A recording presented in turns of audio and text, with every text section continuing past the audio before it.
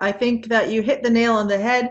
That's part of why we're having Global O2 Day. We have over 88 countries represented, providers from all over the world, all different backgrounds and Wow. views of it. So you're going to hear a lot of information. I'm grateful to you because you always tie it back into the nutrition and whole body wellness, fitness, being mindful of what we're eating, that it does matter. We can't rule that out of the equation. But clearly, we have so much more work to do. And for me, it's made me excited about medicine again because I feel like this is the type of stuff that is really creating change in people's lives. It's really having a huge impact in Mhm. their lives as opposed to ordering another medication. Right. Hmm. Well, I think this other exercise scientist in California was talking about how many people have issues with their neck. And I have some chiropractor friends. I believe in a chiropractor. I believe in chiropractic. I go about every 2 weeks for myself. They talk about there's a kinetic chain, and you have pain here that's never addressed. It'll go down to lower back, and now you have a forward head posture. And this, they said, the weight of the head when it's off kilter weighs now about 30 pounds, like the actual feeling of it. Now the lower back has to act differently. The lumbar area flattens out instead of a nice curve. The hips change, and now you have lower back issues. And not so lower back issues. Now you might have hip issues. Think about all the hip replacements now. And the knee. I see who like 20 years ago there wasn't this many hip and knee. Now hip and knee. People who aren't even athletes are having joints wear out. The Formula One race cars need their tires replaced because they're working so hard. The average everyday car needs tires done maybe every 4 years. Why are 50, 55-year-old women or men who aren't athletes wearing out their joints and hips? Henry Lodge, he wrote a book called Young the Next Year. He said, basically sitting all day, which is now 70% of our waking time, is literally melting our joints. And people think, hey, I'm just going to get a pair of Birkenstocks. I'm going to get some inserts. Inserts is one part of the problem. It's only one part of the problem. So it's like I'm going to get rich through lottery tickets. Well, that's one way. But 99 other ways to get there other than lottery tickets. Oh, I spend a good hour a week looking at the numbers. You when you're talking about the forward head posture and the low back pain, think also pelvic dysfunction for women Mm-hmm. and incontinence Jumping because up and those down. muscles, yeah, Yeah. those muscles are dysfunctional. They're constantly engaged to try to offset the weight of the head, and now they're pulling on the urethra, and now she's got bladder incontinence, and that is a whole industry. If we could just address the posture and where the head sits, I mean, we could go all day. I don't think there's any. Well, I know for a fact there is no medical condition out there that would not be benefit from adequate breathing and airway and Well, sleep. look at depression. Like people say people live with depression. Manic depression, people live with it for 20, 30, 40 years. Big Yeah. part of suicide. Think of the heightened suicide. If you're breathing deep into your nose, getting lots of nitric oxide, your brain's getting oxygen to your brain. It's really hard to feel down when you have good oxygen to your brain. Really easy to start feeling sad or introspective and having maladaptive thoughts when your brain's been starved with oxygen. You do that for an evening, a weekend, a week, a month, a summer, dysfunctional breathing pattern, muscular pattern, back issue, poor sleep on top of that. Matthew Walker, he wrote a book called Why We Sleep, said it's pretty rare that a diagnosis of depression is not preceded by 2 or 3 months of poor sleep. If And you're sleeping 8 hours a night, well, yeah. fully functioning. People say, "Oh, I sleep 9 hours a day and I'm depressed," but you can be. But I'm talking good functional breathing, where you spend 100 minutes a night in REM, where you have a nice amount of time spent in stage deep sleep. Mhm. So it just gets bizarre. It's just interesting. So poor sleepers often they lack the discipline to make better choices. They're eating more fast food. Poor sleepers are unable to say no to the cigarette. Poor sleepers are unable to say yes to the gym because I'm tired. They talk about the gym being a way to decrease muscular tension. This is John Vertay's work. He's a Harvard psychiatrist. Said one of the biggest benefits of exercise, not that it flattens out your belly, which is great for selfies. He said exercise decreases muscular tension, which allows you to sleep, and the sympathetic nervous system turns off. So with only 15% of the population exercising, only 15% exercise, now you have 85% of people not using the tool of physical activity to decrease muscular tension. So now they've got to use alcohol. Now they smoke. which starves the body, the red blood cells of oxygen. So as I'm talking to you, I'm saying things that I might have never said out loud in one sentence before, but you're definitely stimulating my thought patterns to see how widespread this is and how, that's why people intuitively, if you're feeling upset or down, go for a walk, immediately you feel better.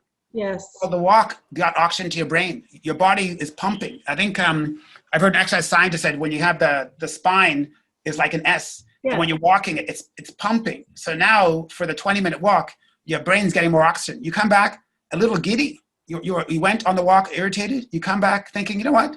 It's not so bad. Well, I think too the pump for your cerebral spinal fluid, which helps to wash away neurological debris, is activated by your hip flexing, your lungs and rib cage expanding, your neck flexing, and your tongue swallow. And so that's where every time you take a breath and you're flexing, you're just bathing your brain, and it's going to function more optimally. And you do Mm-hmm. have a sense of euphoria that comes from that, from washing that away. The other time that you get that brain washing like that is, like you said, in REM. And that switch from that deep sleep to REM, you get a bathing of the brain. But for people who never get into slow wave sleep or never get into REM and don't exercise on top of that, their brain is literally just filling up with gunk. It's like having a constipated brain. And they Mm-hmm. go to the doctor, and the doctor gives them a prescription for a pill to help them sleep. But that pill in itself decreases deep sleep, prevents them from getting into REM. And so now we're on this treadmill and wondering why we can't get off the sleeping pills, why we still feel like crap, and why we're still exhausted, even though our eyes were closed for 8 hours. Yeah, it's incredible. And I think Matthew Walker is out of Berkeley. He's a PhD neuroscientist. Said that the more months a year, and the more years you take sleeping pills, there's a higher incidence of suicide. So I'm not saying it's causal, but for some reason there's a correlation between length of time and the amount of times a week you take a sleeping pill and suicide. You talked about REM sleep and how they said for overall brain health, which is basically the processing unit for the whole body, we need to spend 100 minutes a night. So during REM, rapid eye movement sleep, I've heard some gastroenterologists said the whole body, people always think of sleep as being a very passive state, but they said during REM, the brain almost lights up like it's awake. And guess which part of your body is very excited about your REM? Your microbiome. The microbiome are almost giddy. And they said the microbiome is where, because it's during REM, this is what I've learned from Matthew Walker. He said is where we process emotion and where we process memory. So some people just have better memories than others. Some people can let things go. So PTSD people don't let things go, right? Soldiers, first responders, it's horrible. But they also, if you look at they spend less time in REM. And people who have 100 minutes of REM, what happens is they said that adrenaline doesn't spike every time you have a sad dream. What happens is when you're a functional breather, adrenaline doesn't spike. So what happens is the body is almost diluting or whitewashing the power of your brain to remember an event. So now you've created some distance between the sadness and how you feel. Well, guess who's in charge of how you feel many times? Butterflies in your stomach, nervous stomach. So now your bacteria are memorizing your habitual patterns at nighttime. So now these 1,000 species of bacteria are going, hey, restless night, restless day. Pathogenic bacteria love it when you're anxious. They love cravings. They love sugar and they love fat. And now you're gaining weight. And so this is so circular. This is so, and who would want to argue with that? Like, I can't see another helicopter saying, I don't believe you. Well, I'm making the intuitive case for it, but there's science behind it. Like I'm reading the books from gastroenterologists, neuroscientists. These aren't my studies. I'm just sharing what I read. You know, when I first started down this pathway, I started reading. I would not go to sleep. I mean, you start getting into the studies and reading those, and it leads you to another study, to another study. And I ended up quitting my job and spending 2 years just researching and pacing the floor, and almost feeling like my brain is so full. There's so much information.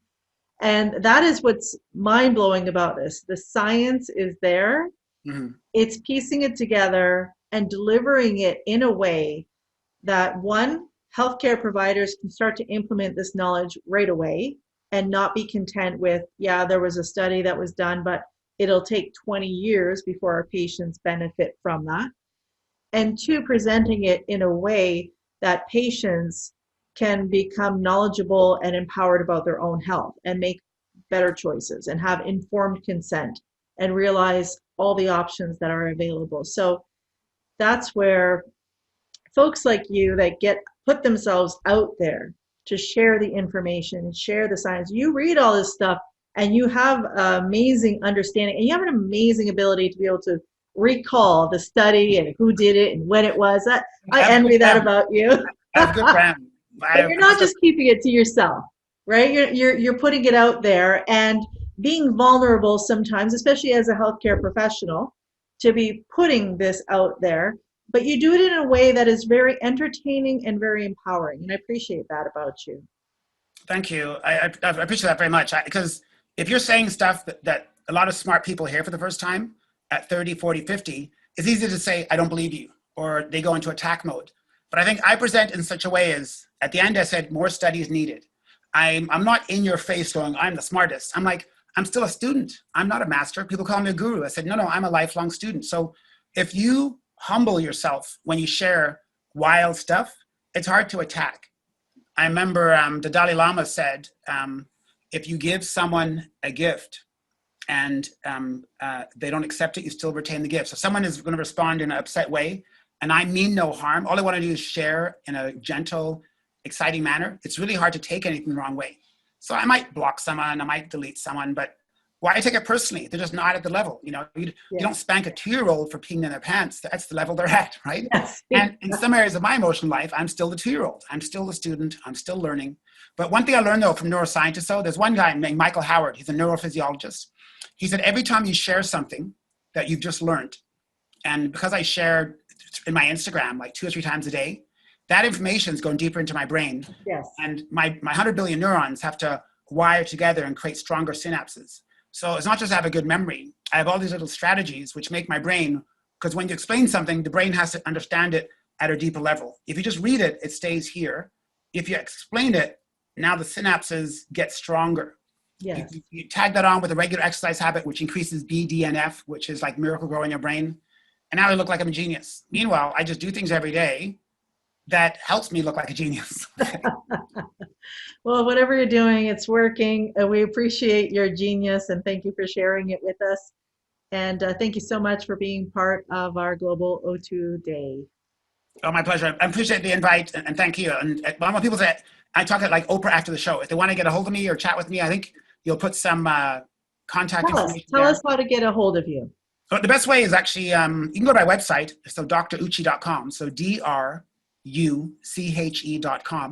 or my Instagram, which I'm probably posting 3 or 4 times a day. And that is the name, the account is @FitSpeakers. So @FitSpeakers. And there's only, if you put Uche Dentist, there's only 1 out of the 8 billion people in the world. So it's really hard not to find me. We'll find you. And you're really good about interacting with people. If they have questions or comments, you actually do respond. So that's awesome. Well, you know what, though? I've gone to lectures, really smart people. They're well-studied, well-decorated, lots of degrees. And they'll say, here's my email and my phone number. Contact me. And then as an eager student, I'm like, oh, my God. You never hear from them. So I vowed, in all my CE I've taken over the last 25 years, to never be that thought leader who doesn't get back to the student, the mom, the dad, the dentist, the doctor. So I am, and even then, during that one share, I'll say, if I don't respond to you, I will not get offended if you send a second message, because sometimes I could just be not quick to respond. People are always saying, I didn't want to send this message twice. No, I don't get offended. A hammer to my knee, I'll get offended, but not a second email or a message, That's awesome. Thank you so much. And we definitely will put it down below too, so people get the correct spelling of your name. For sure. But thank you so much for joining us today, Uche. Thank you. Have a great day. Yes.